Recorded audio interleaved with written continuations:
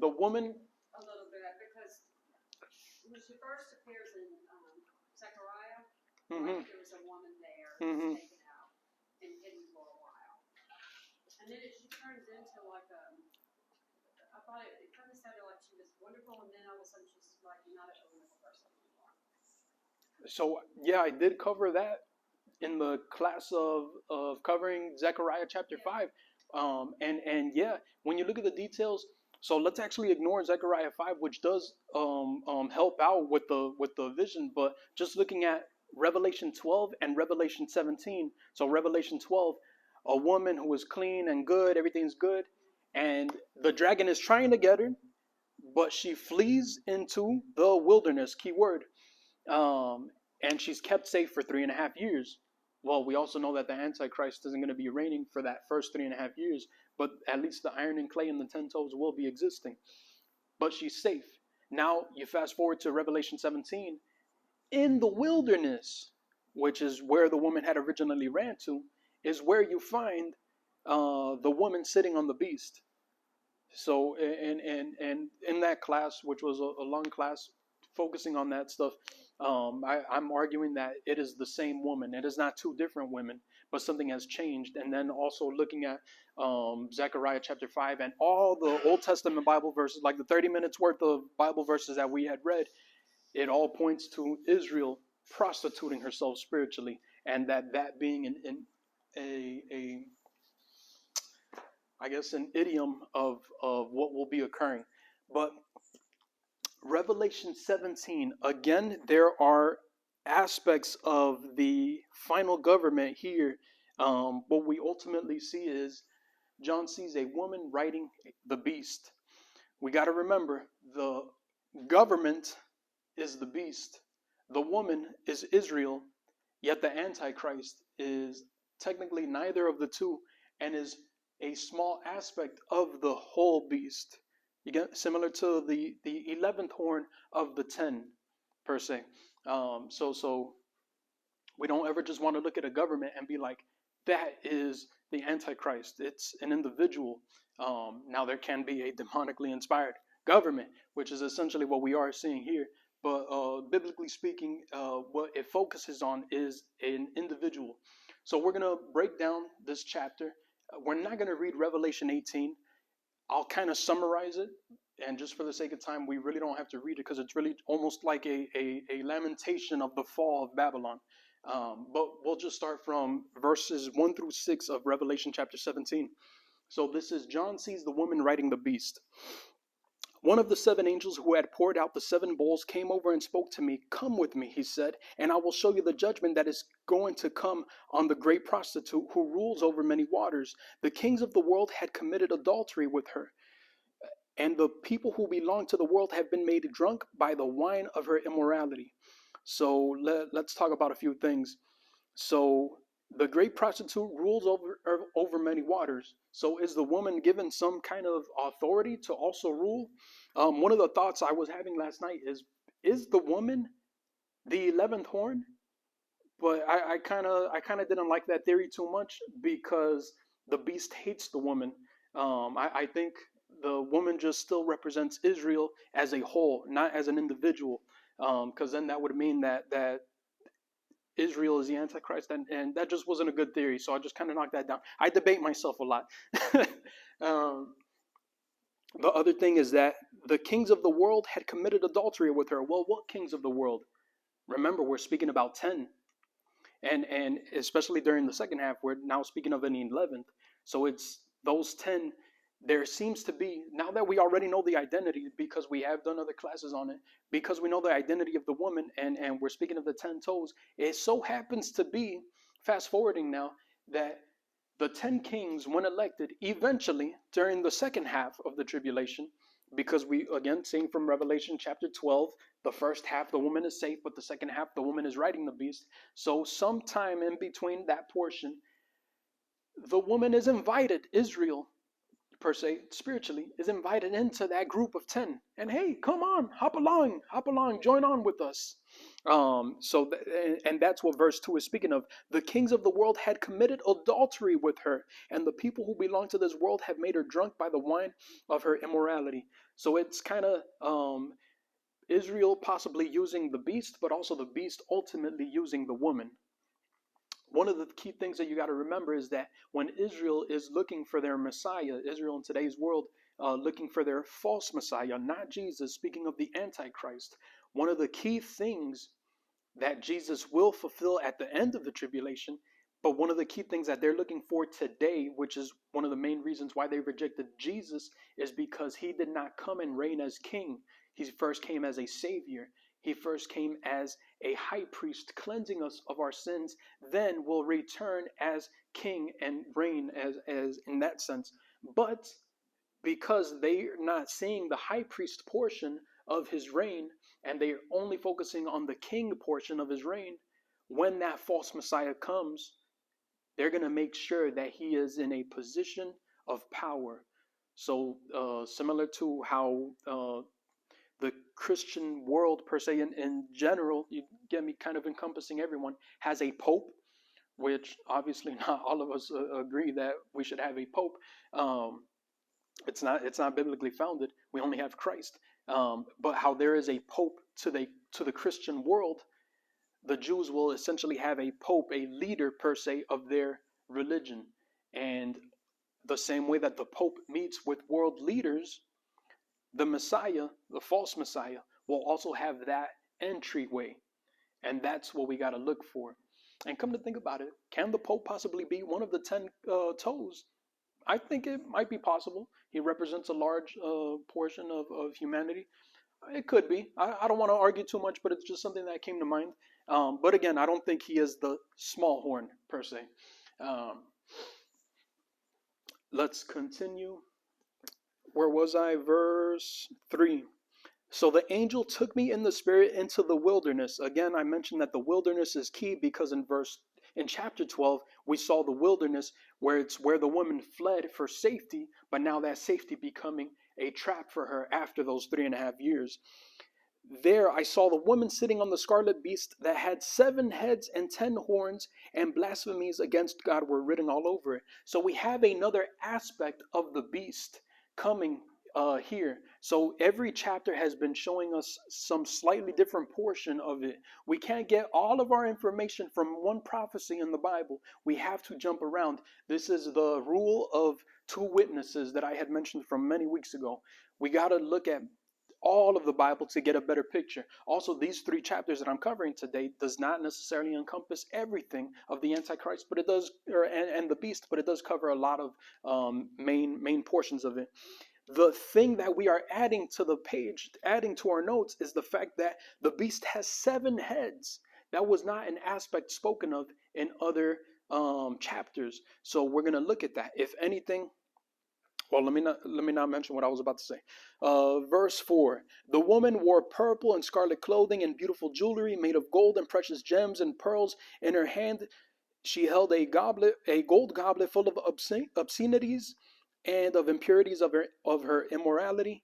A mysterious name was written on her forehead, Babylon the Great, mother of all prostitutes and obscenities of the world. I could see that she was drunk with the blood of God's holy people who were witnesses for Jesus. I stared at her in complete amazement. Let me briefly summarize that. I focused a lot more on this when we did that class on Zechariah chapter 5. But this goblet that gets the world drunk, that essentially possesses the people's minds, that representing Israel. That represents Israel when we looked at all those verses and how those who drink of that cup will experience God's anger, God's wrath also.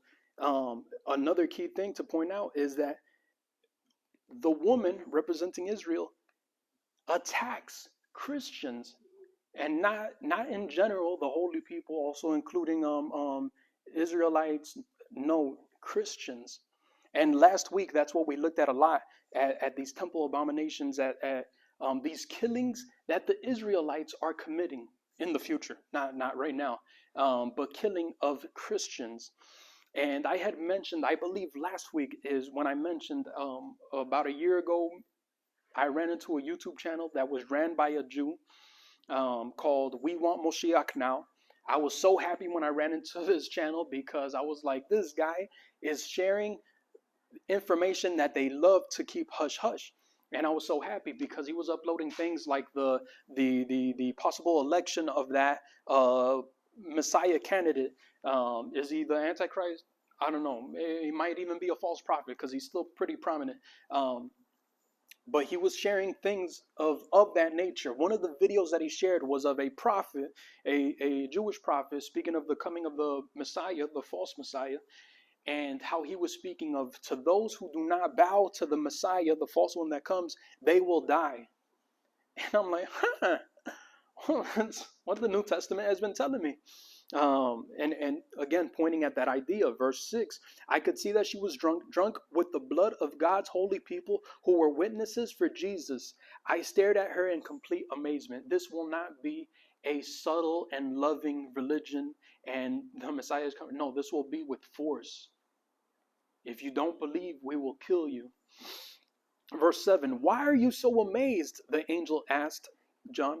I will tell you the mystery of this woman and the beast with the 7 heads and 10 horns which she sits. The beast you saw was once alive, but now isn't. Interesting. Let's think. Well, we'll continue talking about that in a moment. But the beast you saw was once alive, but now isn't. And yet will soon come up out of the bottomless pit and go into eternal destruction.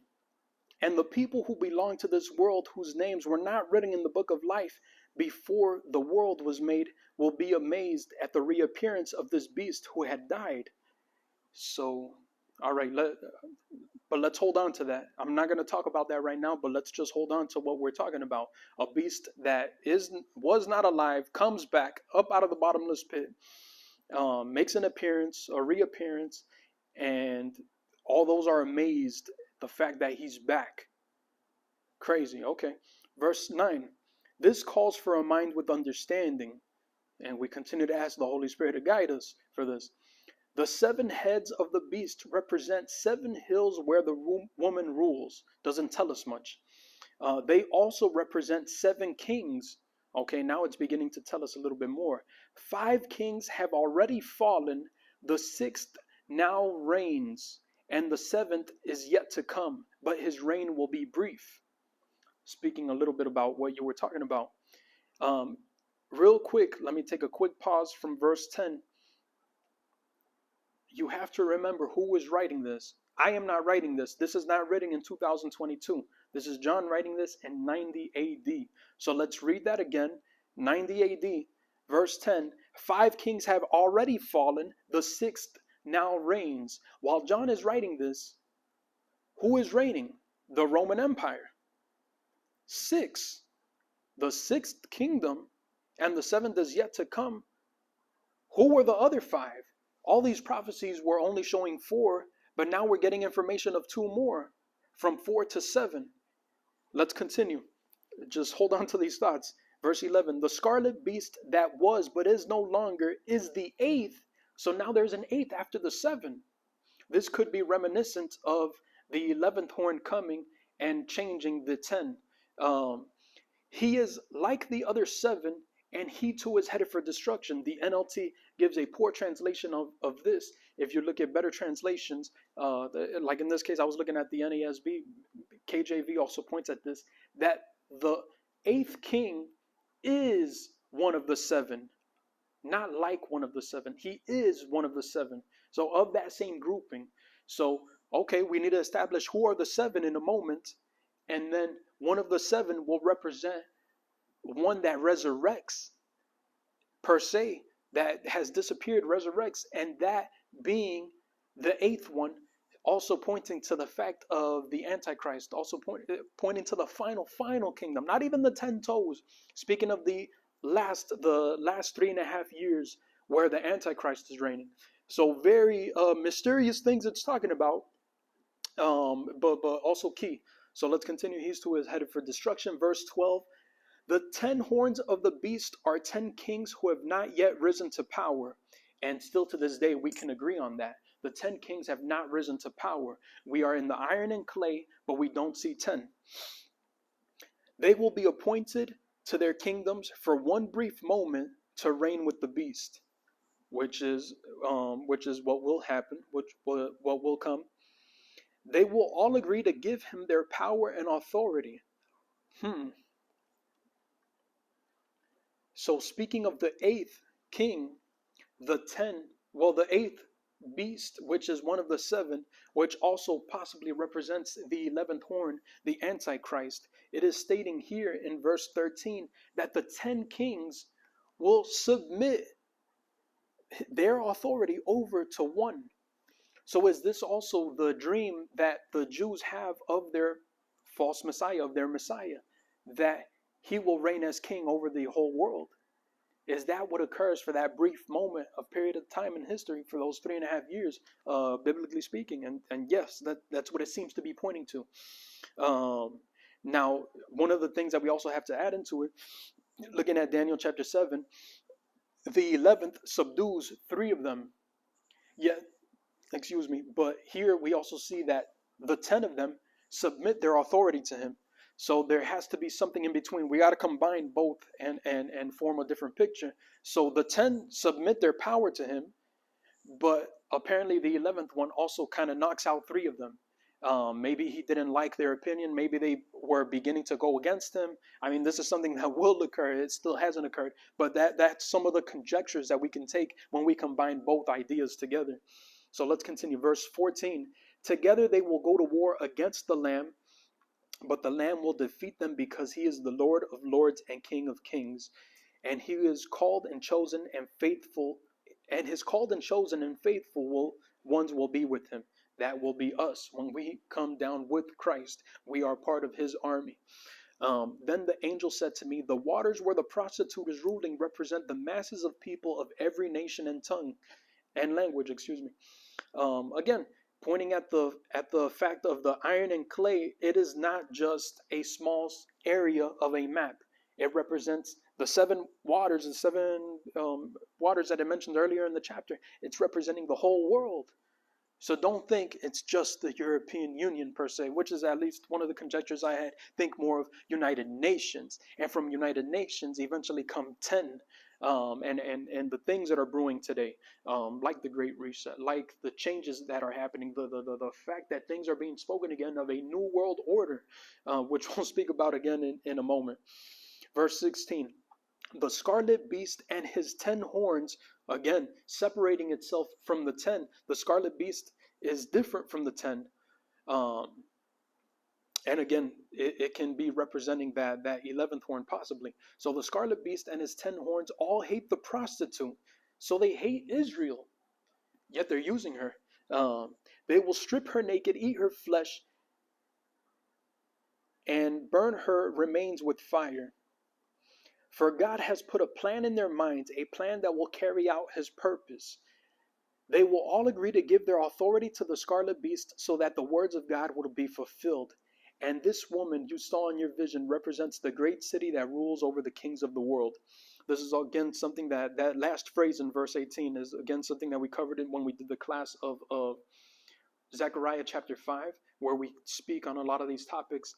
And that title is reminiscent of 2 things in the book of Revelation. It's reminiscent of Babylon, and it's reminiscent of Israel. And specifically what we find in Zechariah chapter 5 is that there is a commingling that exists of Babylon and Israel. And ultimately, that's what we're seeing when we're also looking at Revelation chapter 17, that the woman is riding the beast. So we'll stop reading from here. Well, I read the whole 17. And I'll summarize 18 later. But now let's begin looking at these aspects of this prophecy. So this was John's vision. You see a scarlet beast that has 7 heads, 10 horns.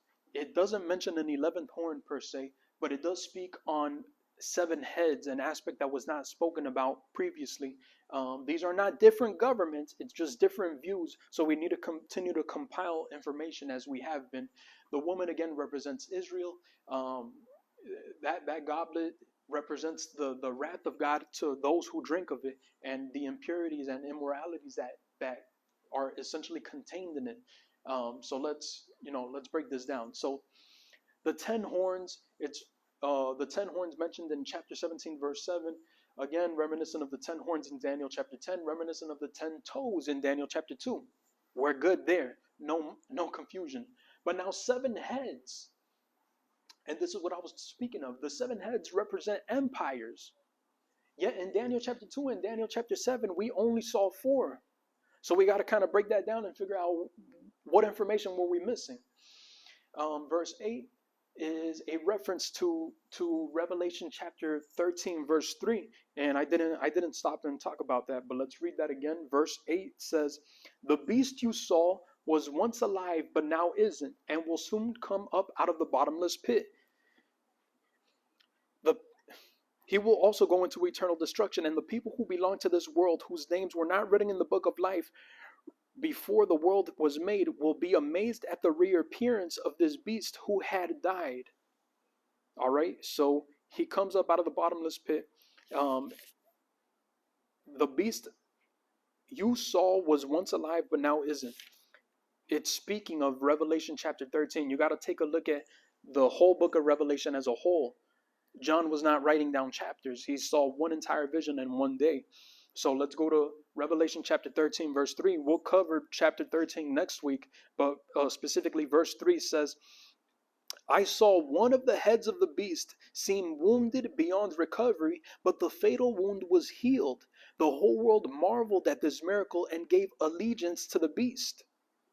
Interesting. Okay. And as you read chapter 13, it is pretty clear that the head that was once dead came back to life and everybody worshiped it. It is clear that that one is worshipped and is essentially what we would call the antichrist. Again, there's many titles that we can give the antichrist, but just to remain consistent, that head happens to be the antichrist. So we need to find out what's this mystery of the 7 heads, what those 7 heads represent, because the antichrist is coming from one of those 7, and it's one of those 7 that have died.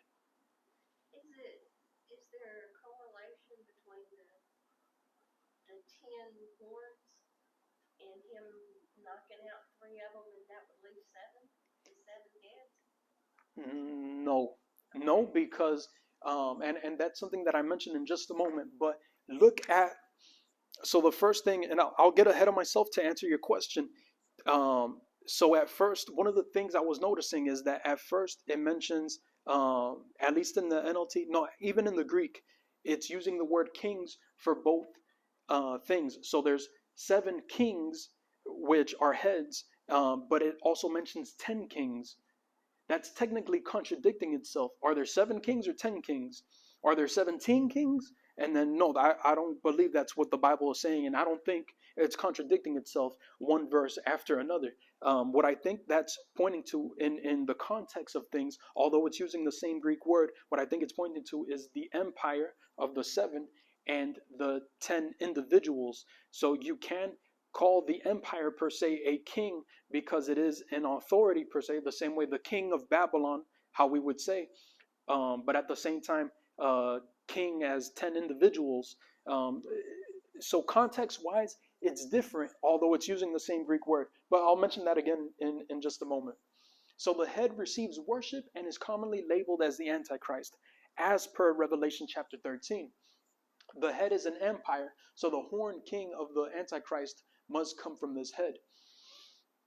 So this prophecy is special because it's actually narrowing down where the Antichrist is coming from. That's what's special about this prophecy. And before it was kind of general. I was kind of like, it could be almost from anywhere per se, but it's an 11th horn that comes. But this prophecy is unique in the sense that it's narrowing it down where the horn, the beast, the one that's worshipped, is not coming from the other 6 heads. It's coming from the 7th, from this particular 7th head. And it corroborates again with Revelation chapter 13.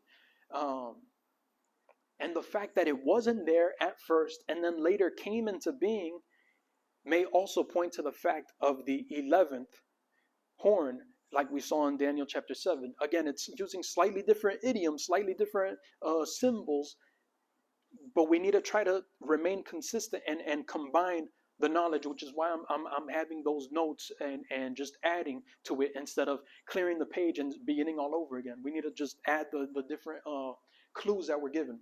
So the head is an empire, so the horn is a king, and that's the difference that I was wanting to point out to you. But when you look at the Greek per se, it is mentioning king both times. Yet earlier, it's mentioning the head as a representation of an empire. The main, so also that small theory that you had of and again, why I like arguing with myself, that small theory that you had of, oh, can that represent the 10 minus 3 where it represents 7? It doesn't match up because Daniel, who's this? John. John is saying at the time of his writing, 5 have fallen, the 6th now reigns, but so that already contradicts itself because the 10 will arise later. But let's continue. So Daniel 7, this small horn comes in later, which is apparently what we also see, what I just mentioned. Let's continue. Context, as I was saying, context, this was written in 90 AD. Also, the context of kings in what I was just reading to you now, in verses 9 through 11 is different from the kings in 17 through 12. Again, the fact that 10 will arise is different from 5 have fallen, 1 comes, 1 is coming. So that's different. And then the 8th is one of the 10, but then, is one of the 7. So again, that it doesn't corroborate with the fact that there's 10 individual. So it's different. It's definitely different. So 8 total empires, what we get from verse 11, there's 8 total empires, but the 8th is one of the 7. So there are 7 unique empires, 7 unique heads, and just one of these heads becomes prominent and essentially reigns at the second half of the tribulation. 5 have fallen and the 6th now reigns. I think Chuck Missler that he opened my eyes as to what that meant. So what 7 empires do we see? When we looked at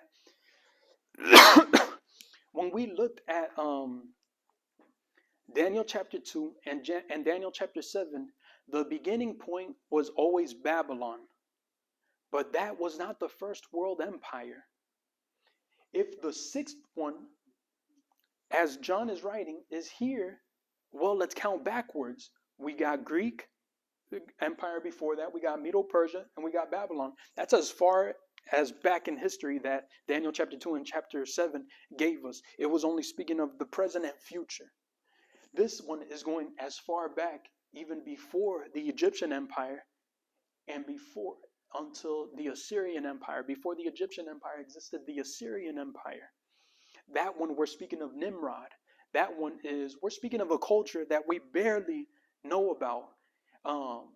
When I had learned about this, and just in preparation in general to the classes, I had to do so much research to just kind of get a glimpse of understanding of what the Assyrian Empire was like, because so little is spoken of it. There is a difference between the Assyrian Empire and the Babylonian Empire.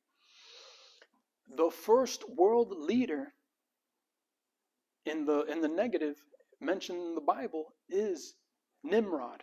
Nimrod, who led the people astray, who helped the world create the Tower of Babel, came from Assyria. There are titles where the antichrist is labeled as the Assyrian. Of all these nations that exist today, well, let me add one more. The 7th is yet to come, but his reign will be brief. After Rome, we got transformed Rome, if you want to call that a 7th. Transformed with 10 toes, I'd want to add as an asterisk, with 10 toes. The 8th then being one of these 7. So which one of these 7? Looking at this, at these 7 per se, which one has died, has been forgotten by history, not much spoken of, not existing in today's world. We technically have the Roman Empire. I mean, we're living in this one. We're not living in the 10 toes, but we're living in a transformed Roman Empire. I should have put for 7 the 10 toes of the Roman Empire, of the transformed Roman Empire. But we technically see, Rome in a sense still exists. Greece, that country and that culture, it still exists. It's still vibrant. Middle Persia still exists. Babylon, Iraq, those things still exist. It has not been fully destroyed. Egypt, it still exists. It's right there. The culture, alive and well. Many people going there. Assyria. I don't think anybody lives there. I think the culture's been forgotten. I think the culture's been lost.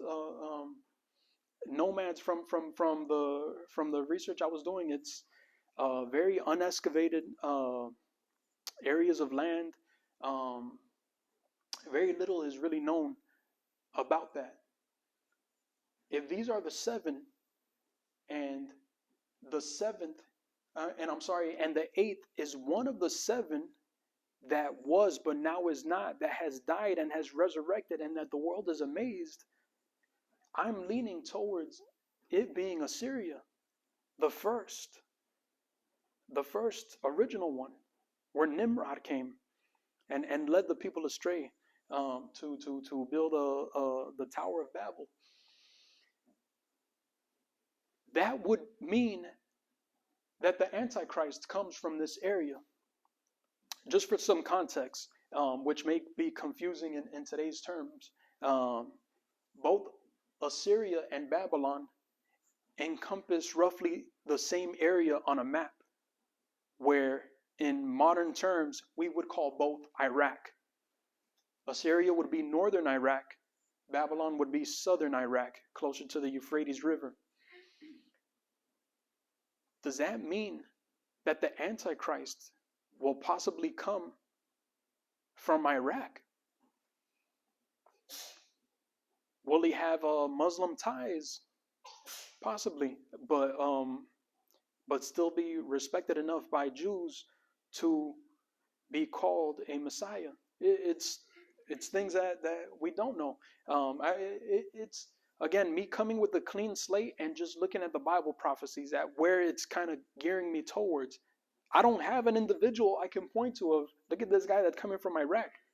But the Bible happens to be pushing me in this area of Iraq. So keep that in mind. Keep that in mind. That may be something that comes. And the scarlet beast, again, one of the 7. If it's one of the 7, I feel like it's coming from Assyria. Revelation 18, so the woman representing the spiritually prostituted Israel, Mystery Babylon, has several ties to the 3rd temple. Revelation 12 and 17, woman rides the beast in the second half of the tribulation.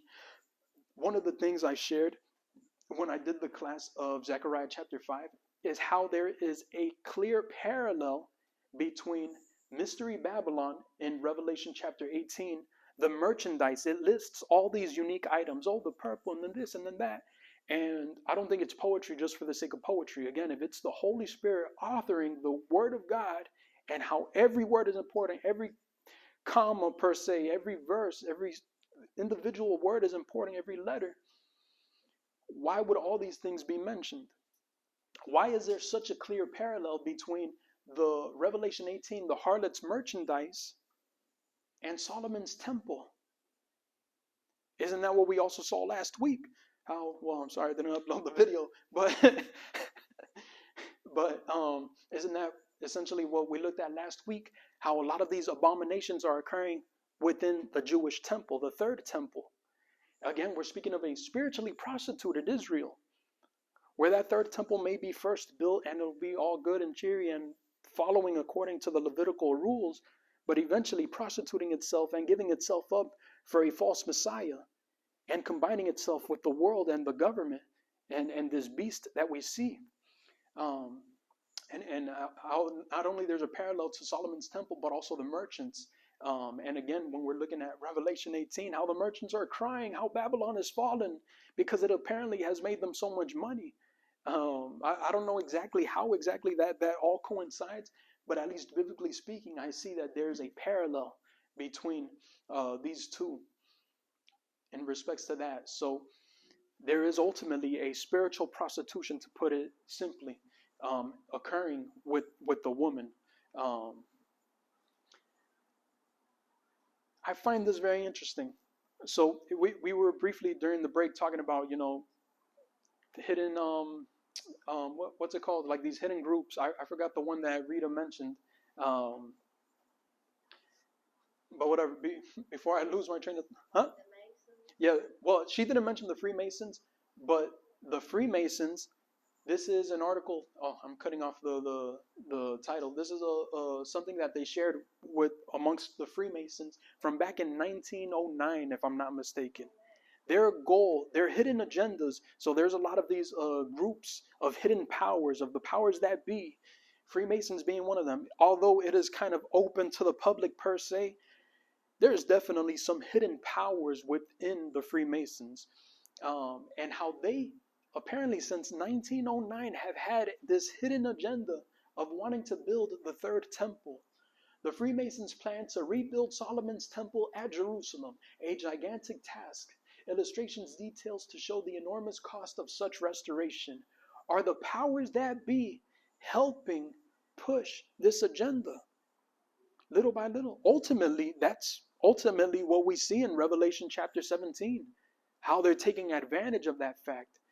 There's something that Satan is, again, I don't want to say that this is man's conception, but again, the spirit of the antichrist influencing these things from to occur, which is what God has been showing us, that not only is there political and government control happening, but how it also ties in to a spiritual prostitution, a religious prostitution, with one of the things that God said is holy, that represents himself, and how that all is turned upside down on its head and prostituted, essentially.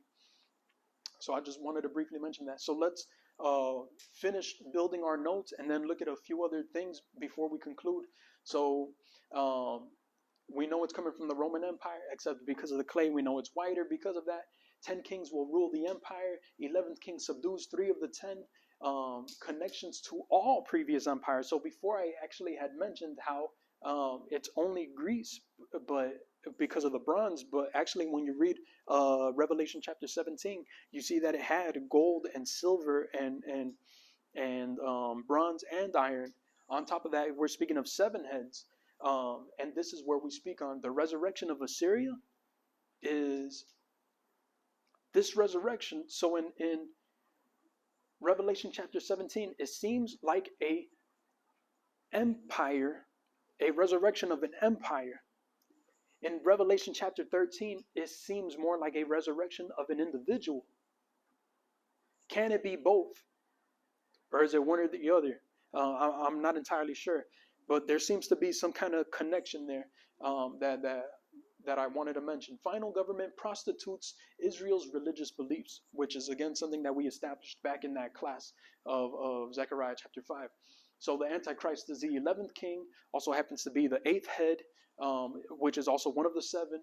He reigns as king in the second half of the tribulation. He has a boastful mouth, is arrogant. You better believe it if he's calling himself the Messiah, and essentially calling himself God. And there's a connection to the resurrected empire, Assyria or northern Iraq. We'll cover more on the Antichrist next week, but let's speculate a little bit. Where are we now? So as I was saying, where are we now? I think we're in the iron and clay. It doesn't mean we're in the tribulation, but we're in the iron and clay of this transforming of the previously singular Roman Empire, how it's been transforming with time. Is the current transformed Roman Empire done transforming? Again, I don't think it's done transforming, especially in these past few years, how we continue to see how it's strengthening itself and trying to push more of its authority across everything. I don't think that we'll eventually come to a point where there is one country that is labeled one title per se, but that there will be a colluding of powers that be, 10 in other words, that have authority over all the nations of the world, yet nations will still have their individual title. The United States will still be titled United States, except it'll be influenced by 10 kings. China and Russia and so forth, South America, all these things.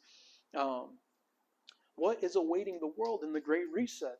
There's also another title that they give, the Great Narrative. So the Great Narrative feeds into the Great Reset. The Great Narrative is the whole purpose as to why we're doing this, to get people's emotions and ears and hearts ready for wanting a Great Reset.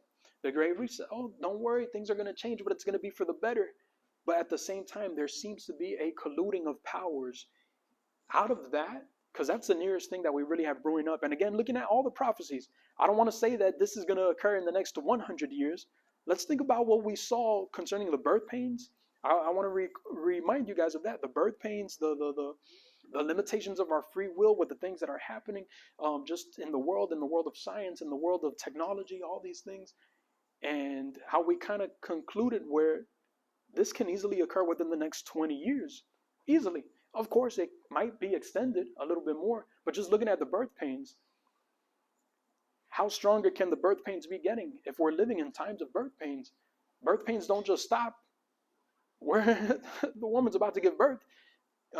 So the next thing, per se, it might be something else. I don't want to say that this is it, but the next thing that might change the powers that be is the Great Reset. Countries on the news, you can see world leaders talking about another new world order. The last new world order, so it's technically a political statement, except there's a lot of conspiracies also involved with it as well. But if you look at your dollar bill, America, when it came into fruition, it was a new world order, an order as to how the world goes. We liked how it came out.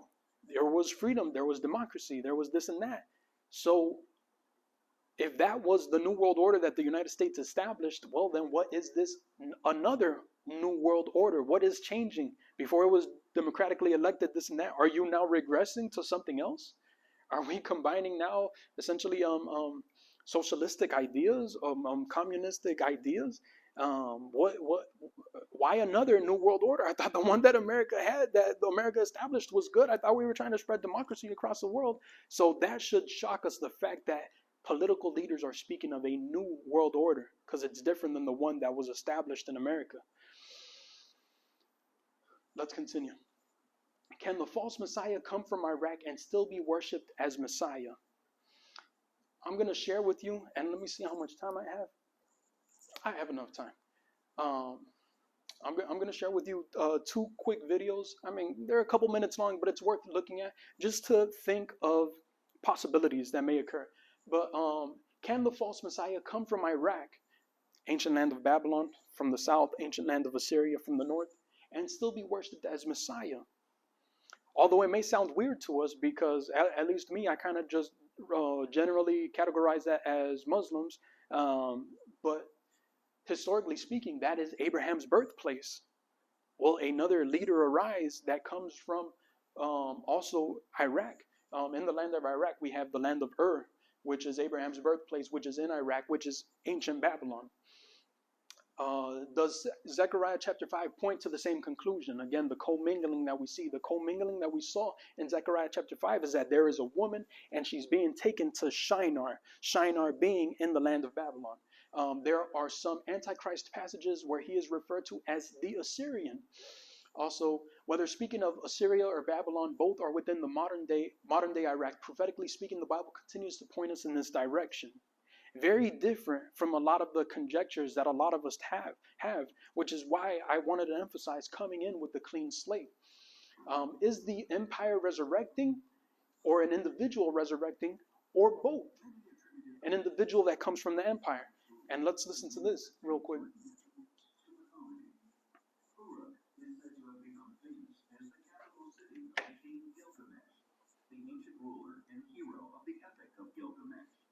It is believed that Uruk was the biblical Erech from Genesis 10:10, the second city founded by Nimrod in Shinar.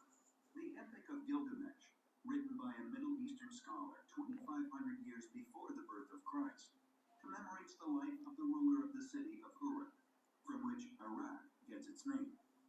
In 2003, just prior to the Iraq invasion which toppled Hussein, astonishing discoveries were being made in Iraq, culminating in one of the most extraordinary claims anywhere for Gilgamesh centuries. tomb believed A claim found. which American forces have been strongly accused of confiscating, subsequently becoming the prime suspect as the driving force behind a complete suppression of these Gilgamesh astonishing tomb found in discoveries Iraq, within the 2003. country. In April of 2003, Jörg Fassbinder of the Bavarian Department of Historical Monuments in Munich told the BBC's World Services Science and Action Program, quote, "I don't want to say definitively that it was the grave of King Gilgamesh, but it looks very similar to that described in the epic. We found just outside the city, an area in the middle of the former Euphrates River, the remains of such a building which could be interpreted as a burial," Mr. Fassbinder said. In the book, Gilgamesh is described as having been buried under the Euphrates.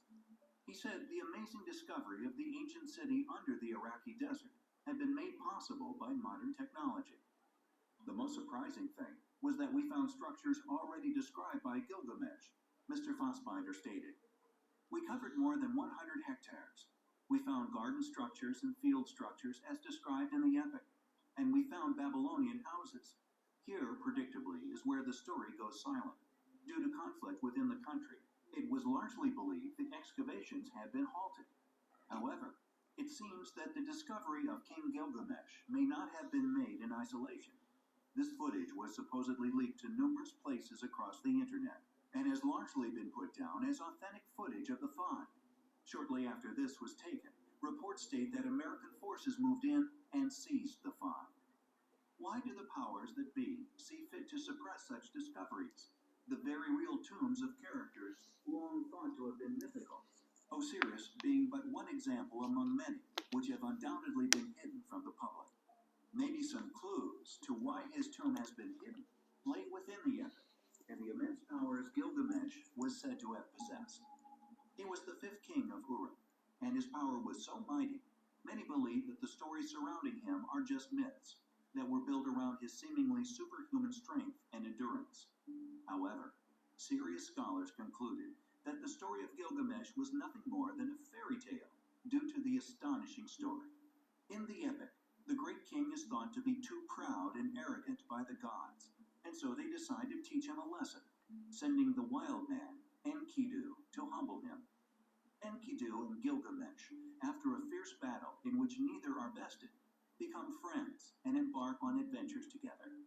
When Enkidu is struck with death, Gilgamesh falls into a deep grief and, recognizing his own mortality through the death of his friend, questions the meaning of life and So the value rest of isn't too human important. accomplishment. Let me pause backwards. The rest isn't too important. I could give you the link to that later if you want, just to save a few minutes. What I find interesting is in 2003, in the land of Assyria is where they found that body. He happens to be a ruler from Assyria, and the powers that be, to title it that way, because I don't think it was the in other words, how Rita put it, the deep state, to put it that way, of the people of the United States came and took that body. Where is that body? It's not in a museum. What are they doing with that body? Are they genetically doing something to possibly resurrect that individual?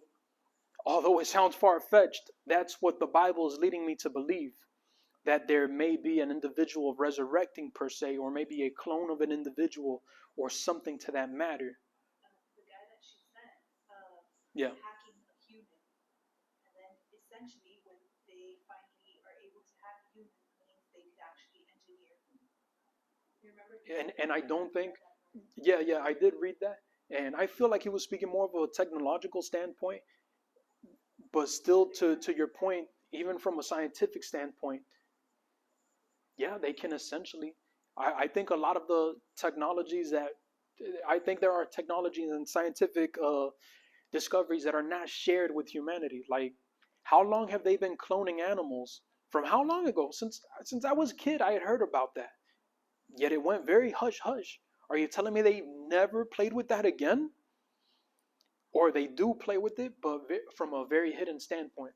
So that's one thing that I want to share with you, because I find it very interesting that it's from Assyria and it's a body that they're taking, and he's a previous king, and it kind of points all that to, are we literally going to see someone resurrect, per se, a clone of a previous ruler? But now let's look at Babylon, and what was Saddam Hussein doing back in 2003? He was rebuilding Nebuchadnezzar's temple. President Saddam is one who does. Indeed, for the president of modern-day Iraq, ancient Babylon has more than mere historical significance. This is the southern palace of King Nebuchadnezzar. In the 6th century BC, he was the Middle East's top dog. And this is the throne room of King Nebuchadnezzar, the ruler of the greatest empire the world had known until this time. And he made sure that everyone did know about it too. And you can see some inscription from the time of Nebuchadnezzar, the third entity. The translator of this inscription, "I'm Nebuchadnezzar, the king of the world. I consecrate this public to my family and to my God. I hope to help me in the lower life, as in the death life." Let me repeat what he said. That's the ancient inscription that Nebuchadnezzar left on those stones. Those are original stones that basically that this is his kingdom, this and that. Saddam Hussein saw himself as Nebuchadnezzar, and as he's rebuilding this castle, whatever you want to call it, he's also putting his own stones too. Saddam Hussein, Babylon is rising again. From Nebuchadnezzar to Saddam Hussein, Babylon is rising again. His goal was to become like Nebuchadnezzar. Is that the spirit of the Antichrist working? Of course, he died, but someone may come again inspired. That's what the Bible is leading us to believe. There is a spirit of the Antichrist also working in the midst here. And the story of the Tower of Babylon, and goes to the Psalms and to everywhere in the Old Testament, where you hear the very big hatred against the city of Babylon itself. I received letters from people all over the world telling me, why you are restoring Babylon again? Why you are doing this and that? Don't you know this is violating again the order of the God?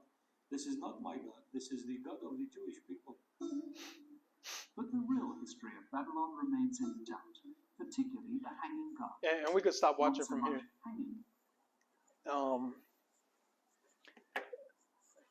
So, although it's not commonly mentioned in respects to the final government, in respects to the Antichrist, the Bible seems to be pointing us in that direction. And if you do, so again, the same way I've been telling you of how we should be studying this, let's look at God's word and then look out into the world.